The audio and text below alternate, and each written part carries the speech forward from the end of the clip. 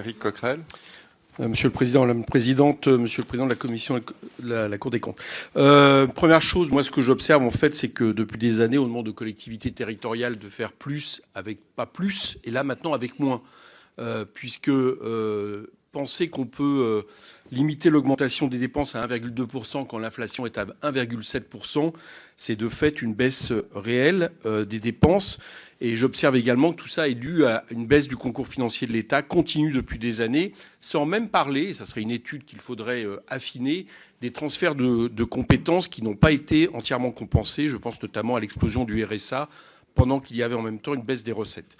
Le problème derrière des chiffres comme ça, c'est qu'on voit rarement les effets que ça produit sur le terrain. Alors, vous l'avez dit, Didier Migaud, ce genre de baisse a des impacts notamment sur les collectivités territoriales qui sont les plus en situation d'inégalité. Bon, on était avec quelques collègues voir le Premier ministre sur la Seine-Saint-Denis il n'y a pas très longtemps, et on voit évidemment qu'on est face à des situations disparates, mais globalement, moins de dépenses possibles, c'est aggraver la situation des collectivités en situation d'inégalité. Vous l'avez dit aussi, et là pour le coup, je trouve que votre tableau est parlant, mais la réforme des rythmes scolaires, à partir du moment où il y a un coût restant à la charge des communes et des familles entre 210 et 310 millions d'euros, c'est de facto le fait d'un déséquilibre, d'une inégalité terrible par rapport à quelque chose qui devrait être du ressort national, c'est-à-dire la question de l'éducation.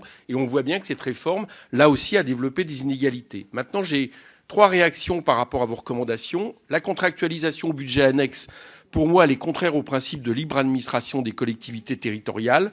La question de la suppression de la taxe d'habitation avec un système de compensation, mon inquiétude est claire. Je pense que derrière ça, il y aura dégradation des services publics dans ses principes fondateurs. Et surtout, je pense qu'aussi, il y a évidemment un problème de perte d'indépendance financière des collectivités territoriales. Je pense que de ce point de vue-là, on aurait mieux fait d'une réforme fiscale d'ampleur des collectivités territoriales plutôt que de commencer par ce genre de coup de rabot qui peut-être peut apparaître comme satisfaisant pour nos concitoyens, mais qu'en réalité, ils paieront par moins de services publics dans l'avenir.